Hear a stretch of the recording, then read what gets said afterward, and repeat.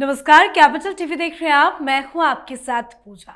वक्फ संशोधन कानून को लेकर आज सुप्रीम कोर्ट में लगातार दूसरे दिन सुनवाई हुई और आज सुप्रीम कोर्ट ने जो फैसला सुनाया वो उन लोगों के लिए करारा तमाचा है जो हर बार संवैधानिक प्रक्रिया की आड़ में मजहबी राजनीति करते हैं। जी हां, आज की अहम सुनवाई में मोदी सरकार को सुप्रीम कोर्ट से अंतरिम राहत मिल गई है। सुप्रीम कोर्ट ने फिलहाल वक्फ कानून पर स्टे लगाने से साफ साफ इनकार कर दिया है। कोर्ट ने केंद्र सरकार को कानून पर जवाब देने के लिए 7 दिन का वक्त दिया है। सरकार के जवाब के बाद याचिकाकर्ताओं को 5 दिन में जवाब देना होगा और इस मामले की अगली सुनवाई 5 मई को होगी। साथ ही सुप्रीम कोर्ट ने आदेश दिया कि केंद्र का जवाब आने तक वक्फ संपत्ति की स्थिति नहीं बदलेगी, सरकार के जवाब तक यथास्थिति बनी रहेगी। इसके साथ ही अगले आदेश तक नई नियुक्तियां नहीं होगी। तो आज सुप्रीम कोर्ट में क्या क्या हुआ, सुप्रीम कोर्ट का यह फैसला मौलाना लॉबी की सांस से कैसे अटका रहा है, आज इसी पे चर्चा करेंगे। मेरे साथ स्टूडियो में मौजूद हैं कैपिटल टीवी के editor in chief doctor Manish Kumar. Doctor साहब, बहुत बहुत स्वागत है आपका। धन्यवाद। क्या कुछ हुआ आज सुप्रीम कोर्ट में? देखिए, आज प्रधानमंत्री मोदी की सरकार को राहत भी मिली, जीत भी मिली और बहुत बारीकी से इस फैसले को अगर आप देखें तो जो चेहरा था कपिल सिब्बल, मनु सिंघवी, ओवैसी का कोर्ट के बाहर इस फैसले के बाद वो चेहरे साफ साफ बता दे रहे थे कि इनकी दाल नहीं गली। बड़े उदास थे ओवैसी, रोने जैसा चेहरा बना हुआ था। वो कह रहे थे कि देखिए, हमारी लड़ाई आगे चलती रहेगी। अरे, सुप्रीम कोर्ट से फैसला आ गया, आप क्या लड़ाई लड़ोगे? लेकिन आज जो कुछ भी हुआ उस पर मैं आऊंगा, लेकिन आज एक सवाल जरूर हर हिंदुस्तानी को, हर हिंदू को पूछना चाहिए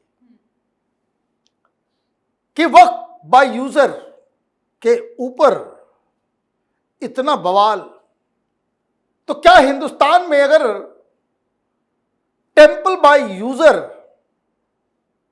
उसका अधिकार नहीं है कि वो सारी संपत्ति हिंदुओं की हो जाए, जहां कहीं भी हम लोग लगा दें बजरंगबली की मूर्ति और ये कहें भाई तो टेंपल बाय यूजर है, और फिर सुप्रीम कोर्ट हमें ये आजादी दे दे, कोई कहे कुछ नहीं आप टच कर सकते हैं? तो ऐसा तो नहीं है। तो कोर्ट कचहरी सिस्टम ये हिंदुओं के अगेंस्ट में है। मैं हिंदुओं के अगेंस्ट में इसलिए कह रहा हूं कि जिस तरीके से आप मुसलमानों को अधिकार देने के लिए कूद पड़ी है पूरी सिस्टम, ये हिंदुओं के लिए तो नहीं है। एक और बात, सुप्रीम कोर्ट को अपने गिरेबान में झांक के देखना होगा कि आपकी साख दिनों दिन रसातल में इसलिए जा रही है क्योंकि आप न्याय नहीं करते एक जैसा। जैसे कई सारे पिटिशंस गए कोर्ट के अंदर ये कहने के लिए कि भाई मुसलमानों को अपनी दरगाहों पे, अपनी मस्जिदों पे, अपने कब्रिस्तानों पे एकाधिकार है। हिंदू मंदिरों के ऊपर सरकारी कब्जा क्यों है? सरकारी कब्जा क्यों है? बड़े बड़े मंदिरों को सरकार अपने गिरफ्त में ले ली है। वहां का जो इनकम है, वहां का पैसा जो है वो सरकार के खजाने में जाता है, और सरकार में खजाने के जाने के बाद आप इसी तरह के वक्फ बोर्ड को चलाने के लिए अभी कर्नाटक की सरकार ने 150 करोड़ रुपए वक्फ के मैनेजमेंट के ऊपर बकायदा प्रावधान किया बजट में। ये क्या हो रहा है देश में? और उसके बाद चीफ जस्टिस सेक्युलरिज्म की दुहाई देंगे तो ये तो चलेगा नहीं। लोग सुप्रीम कोर्ट के फैसले को सहज से स्वीकार कर लेते हैं, लेकिन अंदर अंदर ये घुटन सी महसूस हो रही है।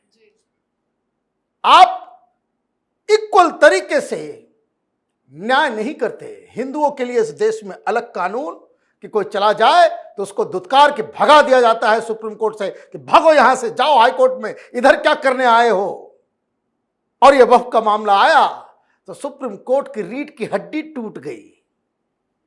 आज चीफ जस्टिस को बोलना था पश्चिम बंगाल की सरकार को चेतावनी देनी थी कि अगर आप जान माल की हिफाजत नहीं कर सकते हैं, if you can not save life and property of your own citizen, तो आपको सरकार में रहने की कोई का अधिकार नहीं है। ये बोला होता तो सैल्यूट होता, लोग कहते कि चलो भाई एक तरीके से सुप्रीम कोर्ट जो है न्याय के पक्ष में है।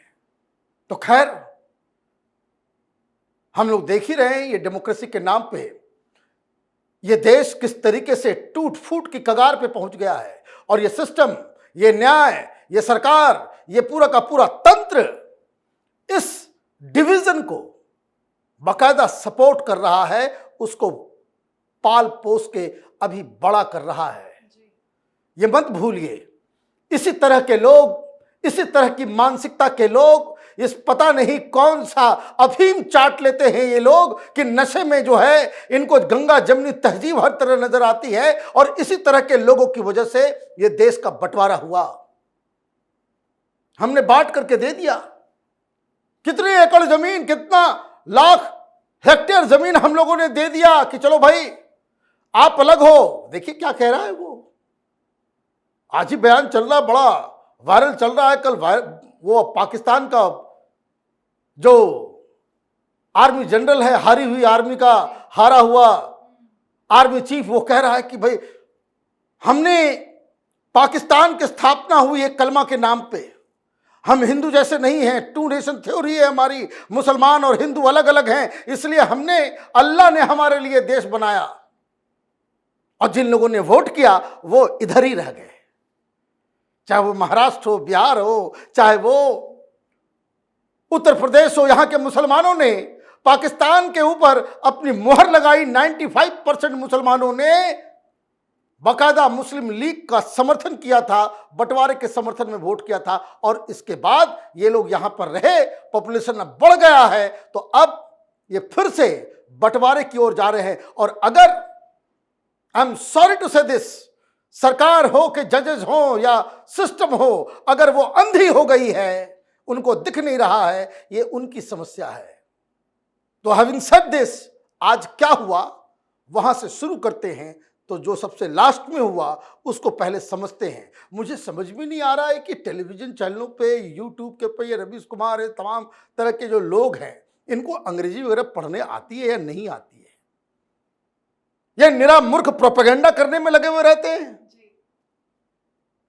जब फैसला आया, टीवी चैनल में चल रहा है, कोई स्टे लगा दिया, इसको रोक लगा दिया, उसको, भाई कम से कम पढ़ लिया करो कि क्या आया है, नहीं आया है। और जिस वक्त ये फैसला आया उस समय ब्रेकिंग न्यूज हम लोगों ने किया, तो मैं इधर उधर नहीं करता। जो कोर्ट में आदेश में लिखा गया, पहले उसको ही पढ़ के समझ लेते हैं भाई क्या है, क्या है आदेश। ये चीफ जस्टिस ने डिक्टेट किया है। During the course of the hearing, Solicitor General stated that union would like to put a response within 7 days. उन्होंने कहा 7 दिन का समय दीजिए। क्यों दीजिए? वो इसलिए कि इतना बड़ा मुद्दा, देश में लाखों एकड़, 40 लाख एकड़ जमीन का फैसला होना है, दंगा हो रहा है, लोगों को मारा जा रहा है, भगाया जा रहा है, और आपने बस 1 घंटे में इसको सोल्यूशन दे दिया। अरे भाई 70 पिटीशन है, कम से कम उसको तो पढ़ना, उसका रिप्लाई। भाई आप अगर कोई फैसला ले रहे हो, उसके पीछे पूरी जानकारी हासिल करके करना चाहिए। उन्होंने कहा कि भाई हमें भी पढ़ना हो, आपको भी जजमेंट देने के लिए पढ़ना हो, इतना बड़ा मुद्दा है, तो 7 दिन का, तो 7 दिन दे दिया गया। He further assures the court that no appointment will be made to the council and the board under section 9 and 14. इसको भी लिख दिया। सरकारी वकील ने कहा उनको, भाई अपॉइंटमेंट मत करना, उन्होंने भाई कर नहीं करेंगे। मैंने बेंच को ये भी पता होना चाहिए कि ये ऑलरेडी सेटल्ड मामला है, ऑलरेडी सेटल्ड मामला, पता नहीं किस लिए वो नाच रहे हैं सब। भाई ये लोग तो गए थे कि भाई कानून को रद्द कर दो, अनकॉन्स्टिट्यूशनल है सरकार। अभी मैं आऊंगा, चीफ जस्टिस ने कहा कि नहीं, रद्द नहीं होगा, there are many good things in this bill, तो खैर वो उस पर मैं आऊंगा बाद में।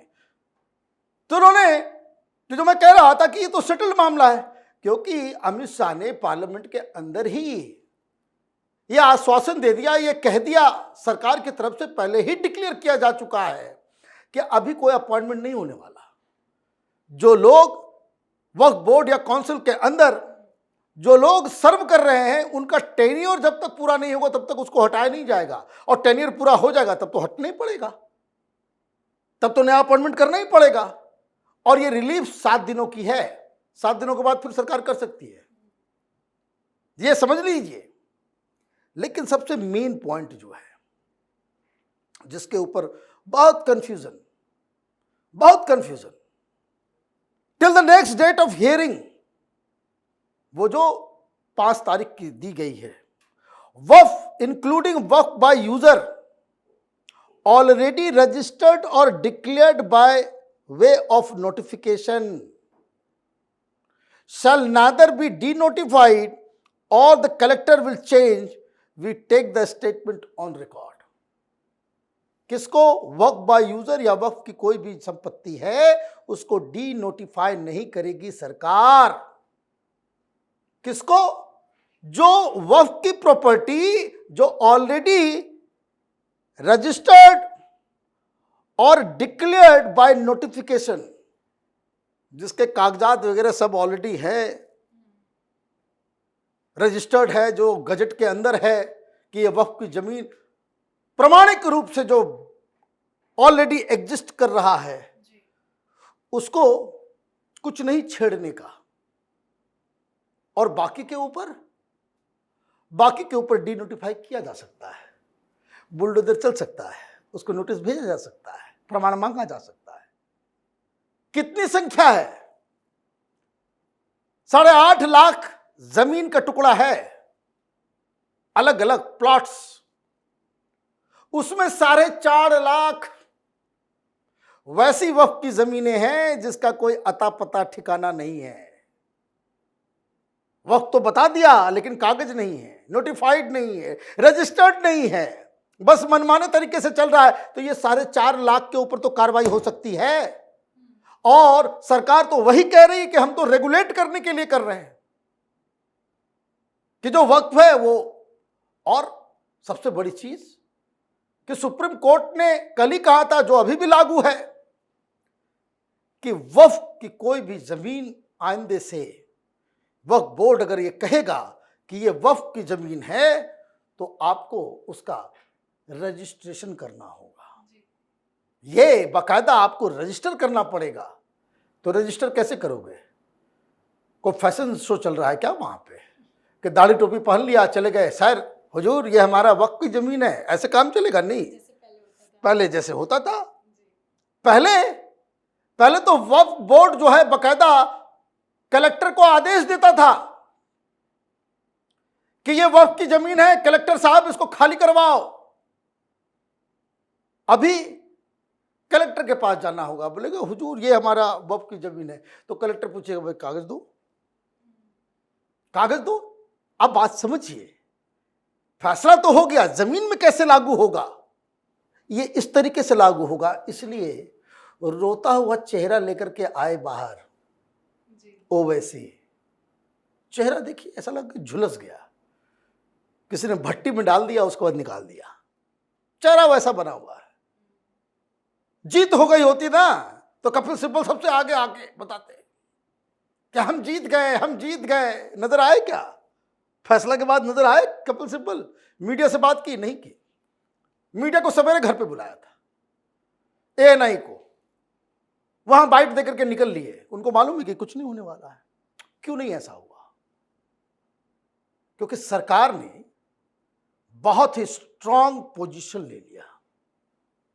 आज सुनवाई शुरू हुई तो solicitor general of India Tushar Mehta साहब पहले ही, तो कहते हैं ना कि फर्स्ट बॉल पे छक्का मार दिया, तो पहले बॉल पे छक्का मार दिया। क्या कहा?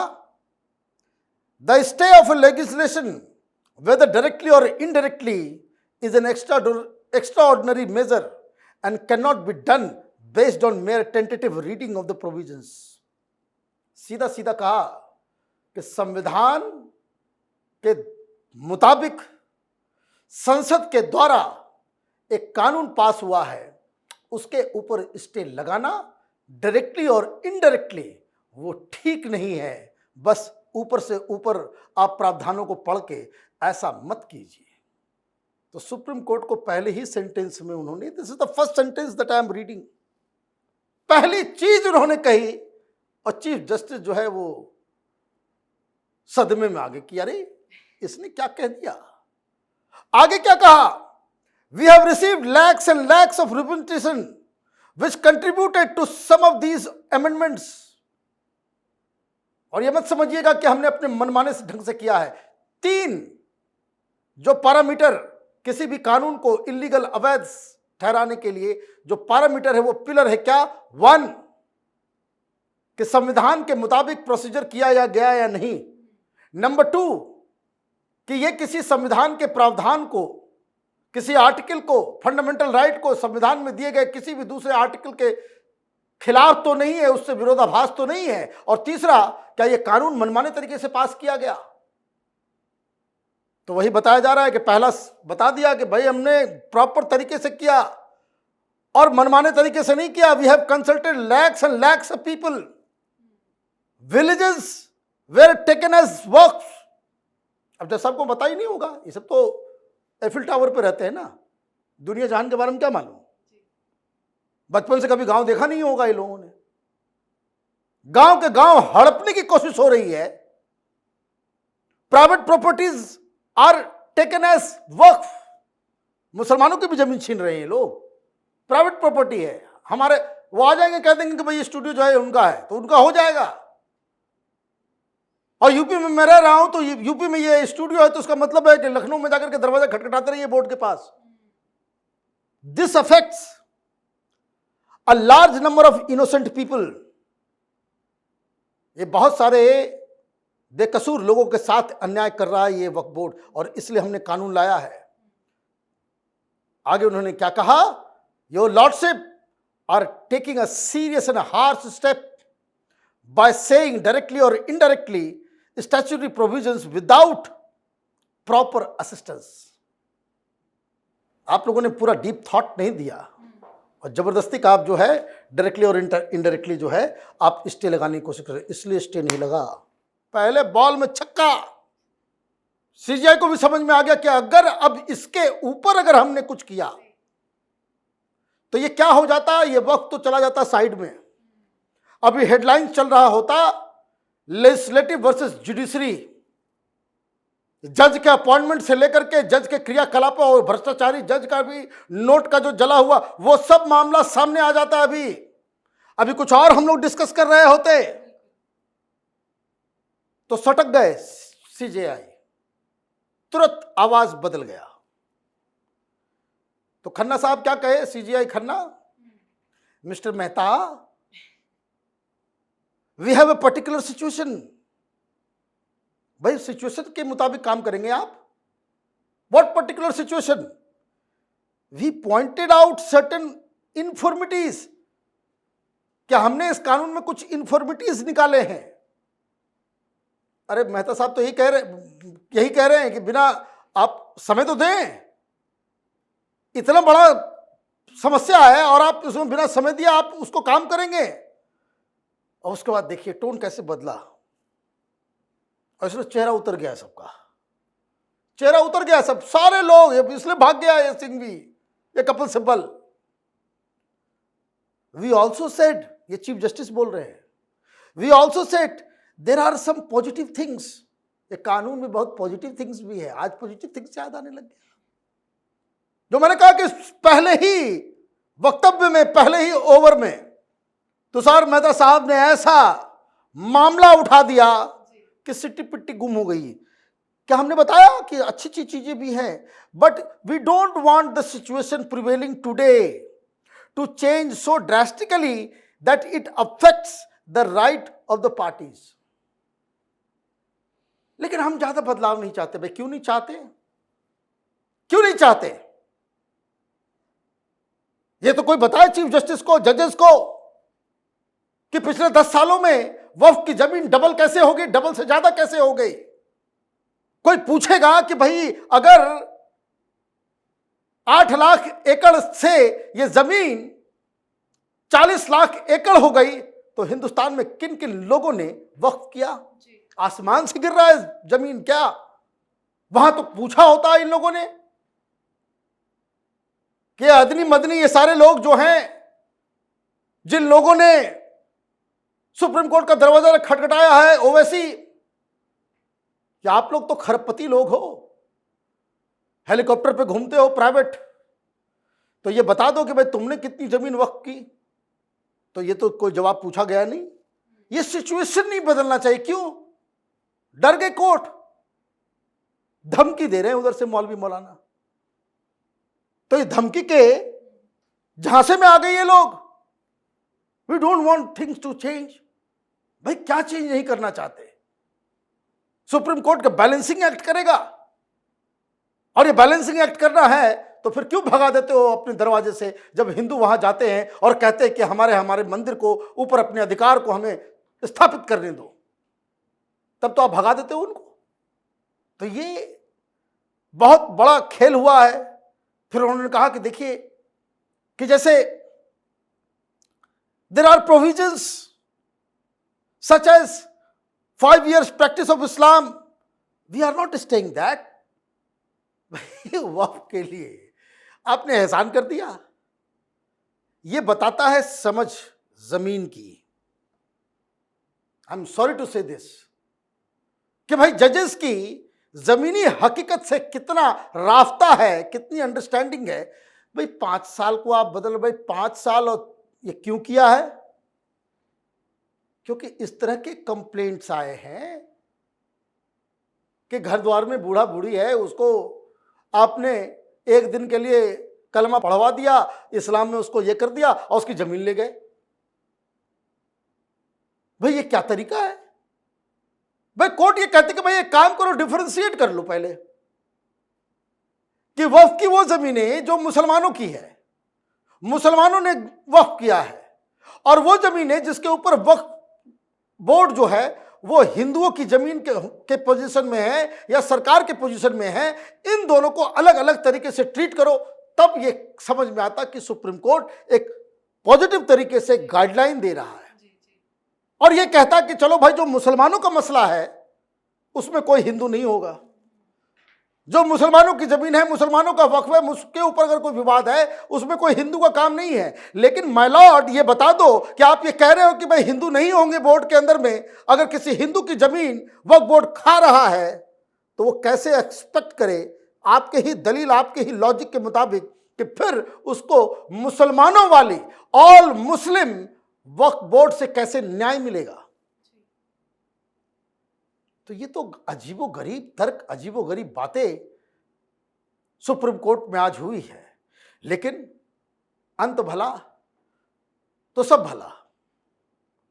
कालिक पुत गई ये एंटी हिंदू लॉबी की। पता नहीं क्यों अभी तक ये लोग नाम अपना नहीं बदला है, चाहे कपिल सिब्बल हो, मनु सिंघवी हो, सब ये सारे लोग राम होते नहीं है, यहाँ पे मंदिर नहीं था, हुजूर 2019 के चुनाव के बाद फैसला दें तो बेहतर होगा। ये सब लोग उसी तरीके के हैं और पता नहीं क्यों हिंदू लोग इस तरह की पार्टियों के पीछे पड़े हुए रहते हैं, इन लोगों को वोट करते हैं। ये सब हिंदुस्तान को तोड़ने की एक लंबी साजिश का एक हिस्सा बन गए हैं, जाने या अनजाने। बिल्कुल सर, बहुत बहुत धन्यवाद सर समझाने के लिए। धन्यवाद। तो विपक्षी दल और वक्फ के नाम पर जमीन कब्जाने वालों की लॉबी बौखलाई हुई है। उन्हें उम्मीद थी कि कोर्ट उनकी मजहबी नौटंकी पर मोहर लगाएगा, उनके पक्ष में कोई फैसला सुनाएगा, लेकिन अदालत ने कानून की बात की, ना कि मजहब की। कोर्ट ने कानून पर स्टे लगाने से इनकार कर दिया, सरकार को अपना पक्ष रखने के लिए समय भी दे दिया है। तुषार मेहता ने आश्वासन भी दिया है कि अगली सुनवाई तक संशोधित कानून के तहत कोई नियुक्ति या बोर्ड नहीं गठित किया जाएगा। तो अब इंतजार 5 मई का है, देखते हैं अगली सुनवाई में क्या होता है। फिलहाल विपक्षी दलों को, कानून विरोधियों को सुप्रीम कोर्ट से तो तगड़ा झटका लगा है। आपकी क्या कुछ राय है, कमेंट करके लिखिएगा। देखते रहिए कैपिटल टीवी। नमस्कार।